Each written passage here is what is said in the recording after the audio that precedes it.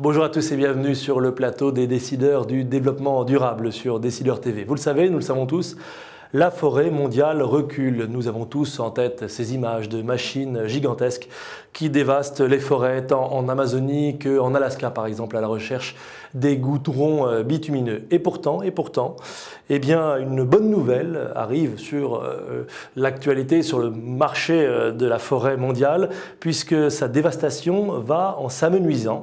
En 2010, on détruit moins de forêts qu'on en détruisait en 1990. Pour en parler avec moi aujourd'hui, j'ai le plaisir de recevoir Stéphane Bonelli. Bonjour. Bonjour. Et même Stefano Bonelli, mais votre accent que l'on va découvrir dans quelques instants nous trahira votre nationalité facilement. Vous êtes chargé de projet chez EcoAct et vous êtes spécialiste des forêts chez EcoAct. Alors, en deux mots, c'est quoi EcoAct? Donc EcoAct, c'est une entreprise qui s'occupe notamment des stratégies carbone. Donc on est une entreprise de conseil et on s'occupe de tout ce qui est ce qu'on appelle stratégie carbone, donc de l'évaluation des émissions de gaz à effet de serre. On accompagne nos clients dans les pistes de réduction à l'interne de ces émissions et l'on propose finalement aussi des programmes de compensation carbone pour neutraliser les émissions dites incompressibles, donc celles qu'on ne peut pas réduire en interne.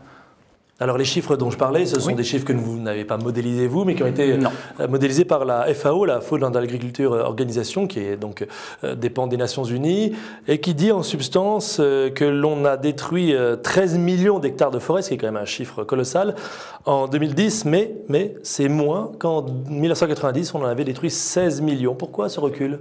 Justement, il y a un recul qui est l'effet, ça dépend effectivement d'où l'on se situe sur la planète, parce que ce recul n'est pas homogène. Donc notamment, la déforestation, elle est toujours forte, mais la diminution dans des pays tels que l'Indonésie et le Brésil, d'un côté, de l'autre côté, elle a augmenté dans des pays comme l'Australie. Donc pour le Brésil et l'Indonésie, c'est le résultat, en partie, d'une série d'actions politiques mises en place justement pour réduire la déforestation. Alors on sait que le Brésil et l'Indonésie ont été longtemps montrés du doigt. Enfin, tout à fait. Des exemples ou des contre-exemples. Négatifs. Oui. Ils le sont encore sur certains... sous certains aspects, dans certaines régions, notamment au Brésil, il y a quand même encore des problèmes de déforestation fortes liés aux poussées des plantations de soja. Oui, parce que ce qu'il faut dire, c'est pourquoi on détruit la forêt. Et une des raisons majeures, c'est quand même pour planter. C'est pour planter, en fait. Une grosse cause de déforestation, c'est justement la nécessité de faire place aux cultivations, notamment les soja, pour alimenter le bétail. Donc ce n'est même pas pour alimenter, on va dire, les êtres humains, mais c'est pour alimenter le bétail. Oui, on connaît la spirale infernale.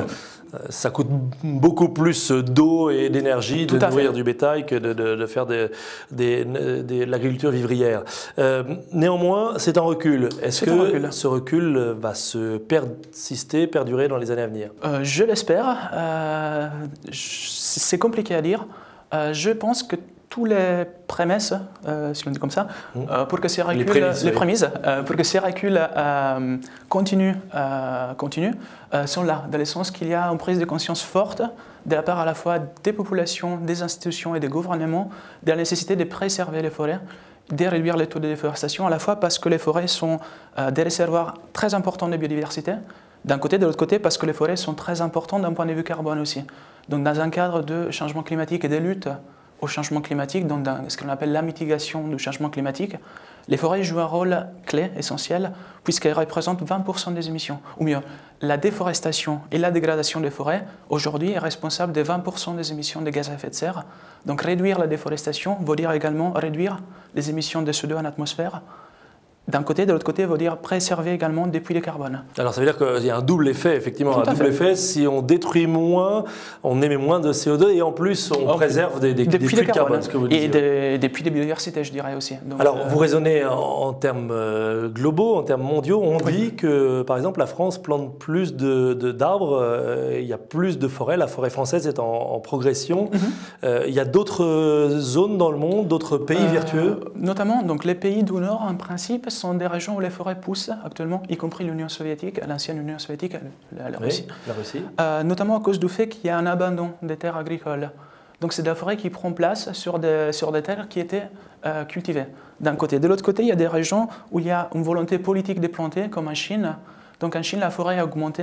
C'est de la forêt plantée qui a été plantée par le gouvernement chinois dans un plan d'action forte pour lutter contre la désertification. Donc contre l'avancée, on pourrait faire un classement des pays plus ou moins vertueux en termes de respect de la forêt.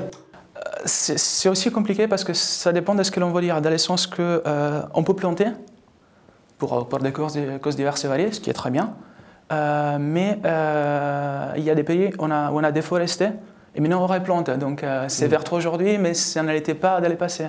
Ce qui est important, c'est vraiment de préserver aussi les forêts primaires qui existent encore et qui sont là depuis... Parce que ça allait être ma dernière question. Oui. On plante, mais pas n'importe quoi. C'est-à-dire que si on ne plante pas les bons arbres, on n'a pas l'effet puits de carbone, par exemple.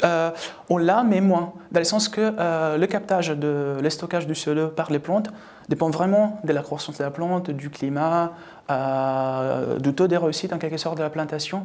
Donc ce qu'il faut faire, c'est planter effectivement les bonnes espèces pour de bons endroits. D'un mon point de vue, ça ne sert à rien de planter on va dire, des espèces qui sont très exigeantes en eau dans des régions qui sont notamment assez sèches. Ce qui veut dire qu'on pourrait imaginer importer dans des régions qui n'étaient pas habituées à telle ou telle espèce des arbres, donc en l'occurrence, qui seraient plus adaptés à ce lieu, à ce climat. On pourrait le faire. Avec les risques associés, bien sûr. Tout à fait. Ouais. Mais à mon avis, ce qu'il faut vraiment toujours prendre en compte, c'est des pensées vraiment locales.